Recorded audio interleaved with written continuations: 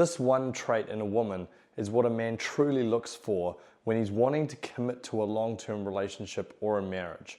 It is such an important thing to recognize, and it allows him to get to a place where not only does he admire his woman, not only does he love his woman, but he respects his woman at the deepest level. So in today's video, I'm going to explain to you why this trait is so extremely important and the ways in which you can actually begin to express it in the most beautiful way for your relationship or your marriage. Now, this trait I'm going to talk to you about shortly is something that's extremely important in a relationship, and without this trait, it results in them losing themselves, from not being the best version of themselves, for feeling like, they used to be this really confident and strong and powerful woman and so on decades ago or years ago, but now they're a fraction of who they used to be. And that can be so devastating for so many women out there. So the trait that I'm going to talk to you specifically about, and one that men absolutely love, is authenticity. You see, too many times in relationships, what I see is that individuals are not being their true self. They're not being their authentic self. They're having to put on a particular facade or a mask to ensure that they're adapting to what they believe are the needs of their partner. Now, there are a couple of issues with this. The first is that you're giving away too much of yourself for the sake of trying to please your husband or your partner. And that can be really detrimental. If we've grown up and we've been a certain way and we feel like we have to adapt our communication style, we feel like we have to please the other person, or maybe some of those old childhood wounds might be bringing themselves out and creating certain patterns in the relationship that are not actually suitable for the relationship to truly flourish. That can be a really challenging thing to deal with. So that's the first problem. The second is that over time, if you're not actually able to be authentic, then your husband or partner is also going to pick up on that. He's going to notice that you're not really able to just be free and free-flowing in terms of who you are as a person. Maybe at the early stages of the relationship, you're really fun and joyful and playful, and then suddenly everything just seems really tight and tense. Now, I'm not saying that any of this is your problem, because there's a very good chance that a lot of these challenges have come about due to the environment that has been created within the relationship. So I'm not in any way blaming you, but I think it's really important to remember that in any area of life, we've got to be authentic. We've got to be real. If we think about certain athletes or public figures of some sort, the ones that we really connect in with are the ones that are authentic, the ones that are real. They might not necessarily say the things that you want to say, or they might even trigger you on some level. But on some level, you respect them because they're actually just being real. They're just speaking their truth. And I think that's very important to recognize. And that's what I've always found. Whenever I've talked to male friends, or whenever I've done like questionnaires with male clients and so on, one thing that they always tell me is they want a woman who is just being themselves, being free, being real, being honest, and not trying to put on this facade that's not actually who they really are. So what I'm going to do now is I'm going to explain to you 5 ways in which you can bring that authenticity out in the relationship. These are extremely important. So I want to make sure you listen to all of them. And in doing so, you can begin to apply those immediately and make a real commitment to yourself to really create the biggest shifts that you possibly can in your relationship, so it actually stands the test of time and isn't just something that, it was just a guy that I just went out for a little bit. That it's something that can truly last. The first way you bring out authenticity is to speak your truth. So many times, not just in relationships, but in everyday life, we're afraid to speak our truth. We want to say something to that particular person, but there's a part of us that's going, oh geez, if I say that, then he's going to get really pissed off at me, or I'm really afraid that I'm going to offend him, or he's going to get a little bit sensitive about those things. Now, there's a big difference between just being blunt versus actually communicating your message in a beautiful way. You don't have to just say, well, look, I'm really annoyed that you said that to me. I'm really disappointed in you, or whatever it is. You can say to him, listen, honey, I know you didn't mean it that way, but when you actually said those things, that actually really hurt. And so just next time, I'd really appreciate it if you could consider this or consider this the next time you are feeling a little bit uneasy, or maybe we can think about a couple of ways in which we can communicate or raise some of these issues before it actually ends up in a blow up. Does that sound okay? Does that make sense? And you can say these things in an authentic way where he won't get triggered at the deepest level. And then that can actually allow you guys to start communicating in a much more profound and productive way over a long period of time. Now, yes, I know that some of you might be dealing with narcissists and sociopaths. Well, what we're talking about here is dealing with good men.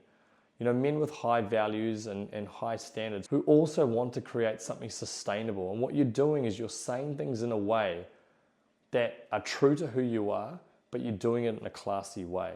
And when you do it in a classy way, then individuals are going to respond in a much more positive and empathetic way that can actually help to take your relationship to the next level. Now, the second way to step into your own authenticity is to not excessively focus on your partner's feelings, thoughts, and emotions on a regular basis. Now, I get it. You're loving, you're caring. It's a beautiful thing. But a lot of the times, so many individuals are boiling themselves to death in the relationship.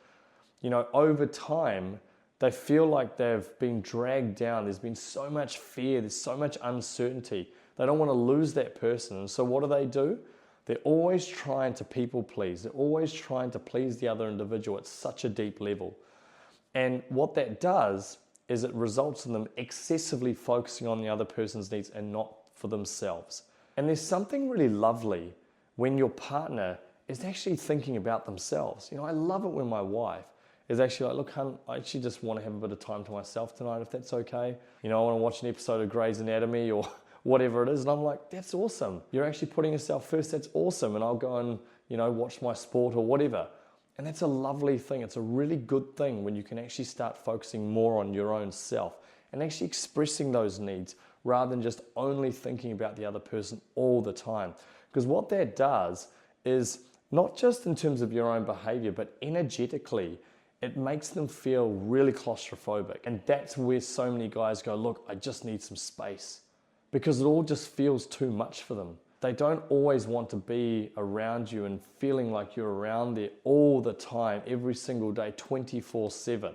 They want it to feel organic and free-flowing in nature. And part of that comes from making sure that you're actually lifting yourself up and that you're focusing on your own needs as well. Now, the third way to connect with your own authenticity is to raise your standards.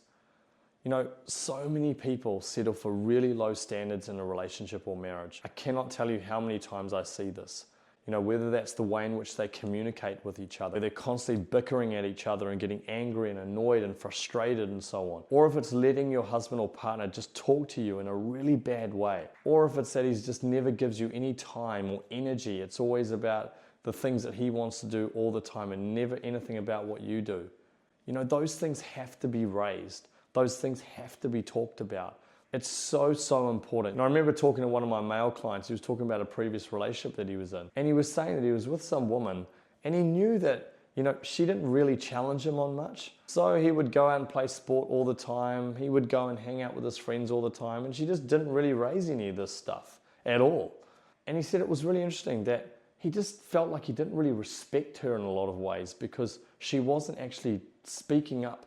She wasn't talking about some of those issues. Now, that might sound really strange to some of you because you're probably thinking, oh, men want freedom and so on. Absolutely, they want freedom. There's no doubt about that. But they also want a woman who is actually going to stand up for her own values, to what's important. That allows them to feel respect for their woman. And with respect, then suddenly his whole perception of that woman just completely goes to the next level. So don't be afraid to raise your standards and set some really high standards for your relationship. Doesn't mean that he has to be thinking about you all the time. Doesn't mean he always has to be 100% perfect all the time. Of course, we're human beings. We're allowed to make mistakes and all of those sort of things. That's okay. But for example, you might say, look, we're never going to curse at each other.